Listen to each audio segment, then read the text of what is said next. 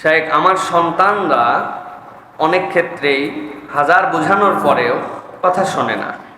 দয়া করে সন্তানদের জন্য এমন কিছু দোয়া শিখিয়ে দিবেন যে আল্লাহ রাব্বুল আমিন যেন আমাদের সন্তানগুলোকে মানুষের মতো মানুষ বানান। প্রিয় ভাই এবং প্রিয় বোনেরা, প্রথম বলবো, ফেড আপ হওয়া যাবে না। বাচ্চা কাচ্চা তো বাচ্চা কাচ্চাই, তাদের তবিয়তের অনেক কিছুই আছে যেইগুলিতে তারা কথা শুনতে যাবে না, এটাই নিয়ম। আদব শিখাতে হয় কেন? কারণ তাদের ওই আদব জায়গাটা নাই জন্যই আদবে নিতে হয়। সুতরাং একটু যদি কিছু করে, আপনি একবারে ফেড আপ হয়ে গেছেন। ভাই, আপনার বয়স 40, বিয়ে করছেন 30 বছর বয়সে, আর এর বয়স হচ্ছে 5 বছর। তা আপনি আপনার 30-এর ইকুয়ালে যদি 5কে মিলান তো হবে না। তো আমি আমার বাপের সাথে যাচ্ছিলাম, যাওয়ার সময় আব্বাকে বললাম, আব্বা এই যে আমটা ঝুলতেছে এক বাড়ির বাহির থেকে, এটা আমার একটু পাইরে দেন। আব্বা, পাট আম পাঠার কিসে? আমার মানুষের আম, এটা পারতে হয় না। আমি মনে মনে নিয়ত করছি, খালি আমি আব্বার সমান হই, কেমনে আম এইগুলো থাকে আমি দেখব। আমি যখন আমার বাপের সমান হয়েছি, আমার ছোট ভাইয়েরা তখন বলে, বড় ভাইয়া এই আমটা আছে। আমি তখন বুঝছি যে আমার বাপ কেন ওই সময় পাইরে দেয় না। ঠিক না ভাই? এরকম হয় না আমাদের? তো এটা হচ্ছে প্রথমেই আমরা ঘাবড়ায় যাই। এই জন্য আমি ঘাবড়াবেন না, আমি দোয়ার কথা বলবো আপনাদের কাছে। 3টা দোয়া শেখাবো ইনশাআল্লাহ সন্তানদের জন্য। কিন্তু সাথে সাথে ঘাবড়ায় যাবেন না, অল্পতে একবারে ফেড আপ হয়ে যাবেন না। বাচ্চা কাচ্চাকে বলে দিবেন না তরে দিয়ে কিচ্ছু হবে না, শেষ। কি শেষ? একবারে শেষ হয়ে ধ্বংস হয়ে গেছে। এই কথা না বলে উল্টাটা বলেন, দেখেন কি এফেক্ট হয়। আমি নিজে ইমপ্লিমেন্টেশন করে বলতেছি, এগুলো বানানো কথা না। তুমি তো মাশাআল্লাহ অনেক সুন্দর পারো, মাশাআল্লাহ বাচ্চা কাচ্চা তো আদো বলা হয়ে গেছে, কথা শুনে তো আমার বাচ্চাটা তো আলহামদুলিল্লাহ যা বুঝাই তা তো বুঝে।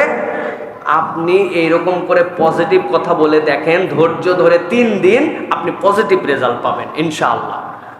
দোয়া 3টা শেখেন প্রিয় ভাইরা, কোরআনের দোয়া।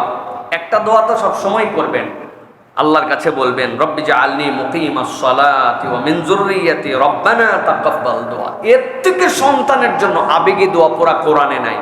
আগেও আল্লাহ শেখানো, পরেও আল্লাহর প্রতি আবেগ দেওয়া।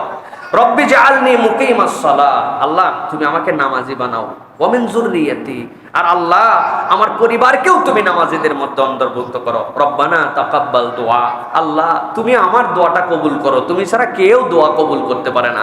নিজেও নামাজি হওয়ার জন্য দোয়া, সন্তানের জন্য দোয়া। পারবেন ইনশাআল্লাহ?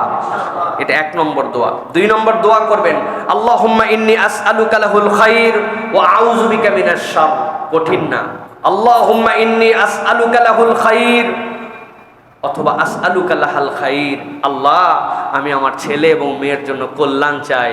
ওয়া ইন্নী আউযু বিকা লাহু ওয়া লাহাল শার, আল্লাহ আর আমি তার সকল অকল্যাণ থেকে তোমার কাছে পানাহা চাই। ওয়া আউযু বিকা মিনাশ শার, আল্লাহ আমি তার অকল্যাণ থেকে তোমার কাছে পানাহা চাই। আল্লাহর কাছে এটা বলতে থাকেন। আর নবী করিম সাল্লাল্লাহু আলাইহি ওয়াসাল্লামের বিশেষ দোয়া, সন্তানরা যেন বিচক্ষণ হয়, আল্লাহুম্মা ফাক্কিহু ফিদ্দীন ওয়া আল্লিমহু তা'ওয়িল। আর যদি মেয়ে হয় তাহলে বলবেন, আল্লাহুম্মা ফাক্কিহহা ফিদ্দীন ওয়া আল্লিমহা তা'ওয়িল, আল্লাহ তাকে ফিকহের জ্ঞান দাও, তা'ওয়িলের জ্ঞান দাও, কোরআনের জ্ঞান দাও। এই 3টা দোয়া পারবেন ইনশাআল্লাহ? পড়েন একবার, রব্বি জাআলনি মুকিমাস সালাহ ওয়া মিন যুররিয়াতি রব্বানা তাকাব্বাল দুআ। এটা 1 নম্বর। 2 নম্বর, আল্লাহুম্মা ইন্নী আসআলুকা লাহুল খাইরা ওয়া আউযু বিকা মিনাশ শাররি। 3 নম্বর, আল্লাহুম্মা ফাক্কিহহু ফিদ্দীন ওয়া আল্লিমহু আত-তা'ওয়িল। আল্লাহুম্মা ফাক্কিহহা ফিদ্দীন ওয়া আল্লিমহা আত-তা'ওয়িল। এইটা সন্তানের জন্য দোয়া করতে থাকেন আল্লাহর কাছে, ইনশাআল্লাহ